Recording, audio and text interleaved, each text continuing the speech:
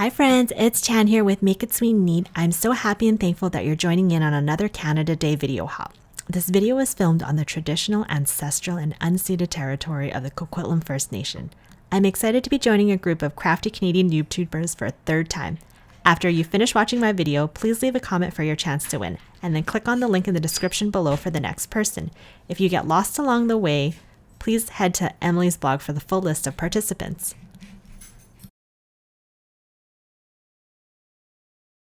For today's projects, I'm featuring Pigment Craft Company, and let me tell you, I love their inks.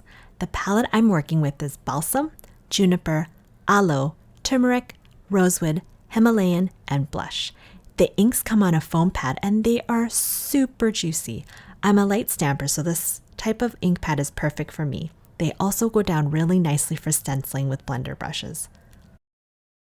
The stamps and dies I'll be using are Tags and Frames Modern Dash, the Mosaic cover plate. This is perfect for paper piecing.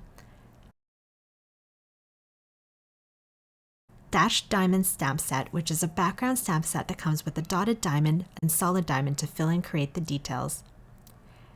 Candy Striper, and I just adore all the candies in this set. A fan favorite, Dashing Sentiments. And then Spring Basket, which is so versatile. Imagine all the other goodness you can fill it with. Cup of Happy, which happens to also be one of my first pigment sets and also a favorite. And then I used the sentiment, Could You Be Any Sweeter from the Fruity set. Jumping right into my first card, I'm using the Dash Diamond to create a background using the blush ink. I'm using a white board eraser to apply even pressure to my stamping platform. I love using a stamping platform because I noticed that the first application was a little too light and I was able to go back in and stamp it again.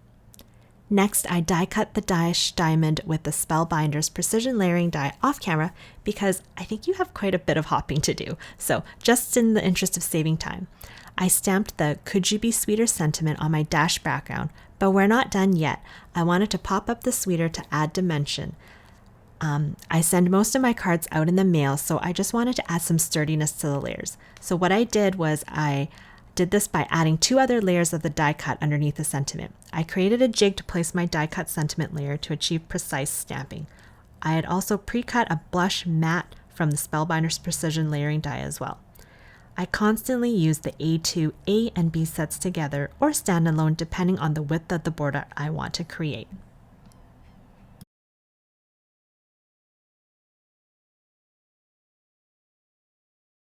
Now I'm using art glitter glue with the fine metal tip to adhere the layers, the sweeter layers, onto the base.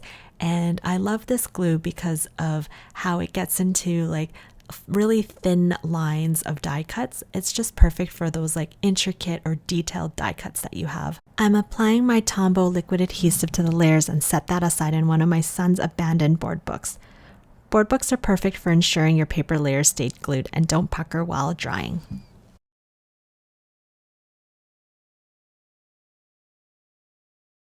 Up next, I'm stamping the Spring Basket in Catherine Pooler's Blackjack ink and the Bow in Pigment's Rosewood ink.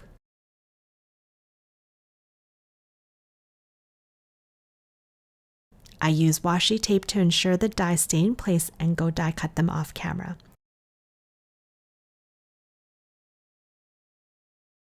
The stamped images pop off beautifully. It's here that I actually noticed that I didn't stamp in the center of the bow, and so I grabbed that rosewood ink again with this, and with the stamping block, just quickly add in that color. Alright, so what I'm showing here are all the candies that I've gone ahead and stamped using Pigment's inks. I did originally stamp them also in ficus and terracotta, the green and orange that you see, but I felt like they didn't go with the look I wanted this time around. However, I think it's great to have stamped images ready to go, so if you need a card on a whim, they're already there for you. So make sure you save all your pieces.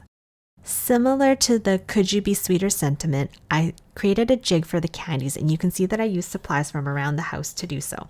Assorted washi tape, a post-it note, and you can easily achieve the same thing by using a sticky mat in the stamping platform, but I didn't have that on hand at the time.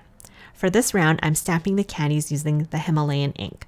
The stamping platform is from Stampin' Up, and what I love about it is that I can stamp multiple images by just moving the platform from the hinges. We are now ready to assemble, and there is no rhyme or reason or order that I have in placing the candies within the basket besides making it look filled.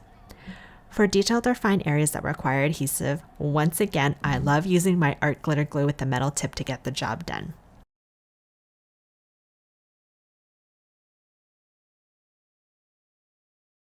It's time to apply those layers onto my card base.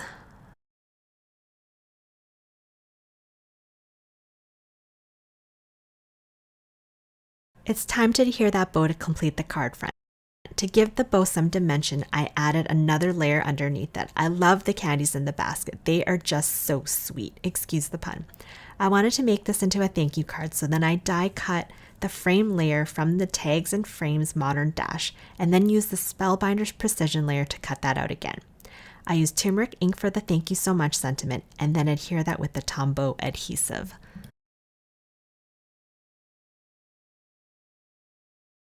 Are you the type of person who constantly buries your dies and stamps underneath your working area and other supplies? That's me. How I corral my chaos is keeping my dies in a basket or on a magnetic sheet as I'm working. That way, at least they're all in the same place, and I don't have to go digging around for them later.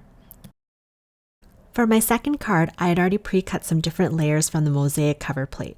Remember, whatever you don't use, you can always keep on hand to save time later. I decided on the white mosaic layer on top of the yellow layer. Alright, so let me tell you a little bit more about the Pigment Craft Company stamps and die sets. Ivana, the owner of Pigment, designed the dies so that you can stamp first and cut later, or die cut first and stamp afterwards. For the florals on top of the cup and the shadow layer of the cup, I pre-cut them all using white cardstock. That way I have plenty on hand and can choose the color palette in the future. For this card, I stamped the floral outline with Catherine Pooler's Blackjack ink, then I use rosewood for the front-facing florals. Then I'm adding blush ink to the rest of the florals. I decide I want to add some shading to give some of the florals dimension, and so I go and add some rosewood ink using a Tailored Expressions blender brush.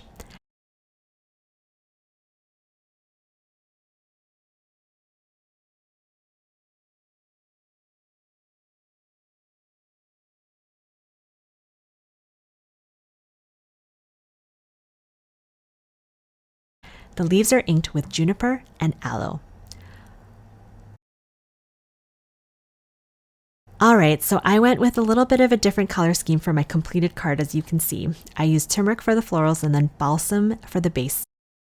I finished the card with some yellow gems to add some sparkle. There you have it, friends, my completed cards. If you noticed a common theme in this video, everything is done in the interest of time. My rambunctious toddler son gets into anything and everything, so I'm always on my toes. Pigment Craft Company is also offering one lucky Video Hop winner a $100 gift card to their store. Pigment is also offering another $100 gift card on their Instagram, so head on over to the Instagram as you definitely want to double down your chances to win. Thank you to our host Emily, who kindly invited me to participate along with all these other talented Canadian crafters, and also a big thank you to all our wonderful sponsors for another successful Canada Day Video Hop. Thank you and have a great rest of your day.